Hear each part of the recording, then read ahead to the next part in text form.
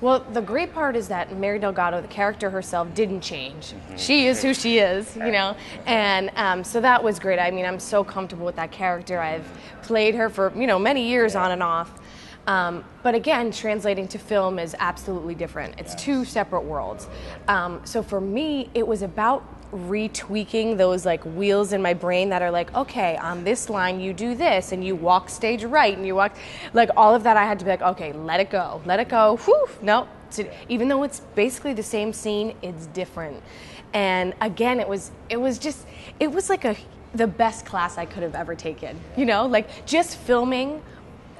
That is experience that I could not match in any class that I'm going to pay for, because I mean, I was there and just had to do it, and it made me proud because I was like, oh, this is so great. Like I'm using all of these skills that I've, you know, gone to school for and trained for my whole life.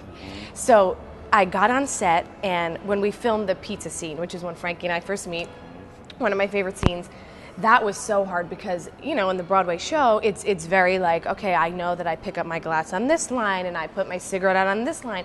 So the first time we did it, it was like, whoo, okay, all right, here we go. And I did it once, and I remember I was like, all right, good. All right, I got this one under my belt. Like, now I'm excited to do it again. And I'm sure you've heard this. Clint Eastwood does not do many takes.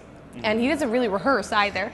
So it was like, okay, we're going to do this, and we're just going to, like, you know, do this for myself. And it was great because after the first time, I just allowed myself to be in the atmosphere.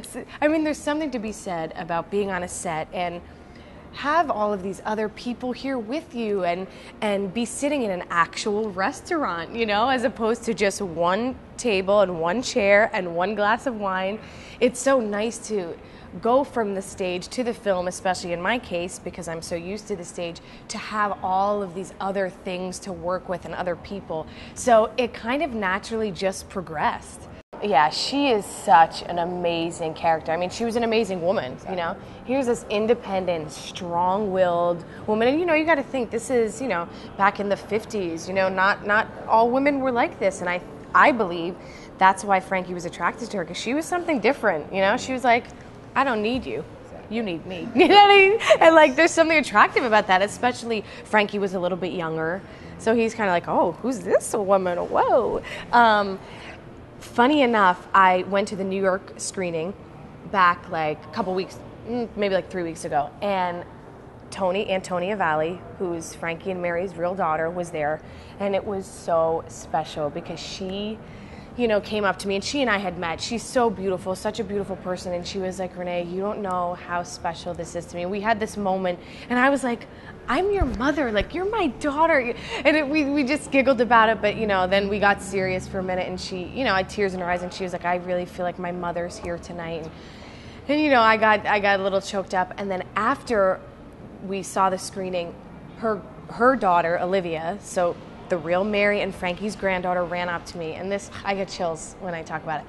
She was like, Renee, she was like, I have to thank you so much. She was like, you did such a great job playing my grandmother. She goes, I thought that was her up there. She goes, and I was so close to her, and I spent so much time with her. Like, thank you so much. And I said, Olivia, that's the best compliment that I could ask for. You know, after this, it's just all icing on the cake, because this is her grandmother. You know, if anyone knew her, it was Olivia. So that just like struck such a chord with me. And my mother was actually standing there when she came up to me, and you know, I turned, and my mother was there, and she was like, Renee, that's the best compliment you could ask for. And I was like, yeah, you're right.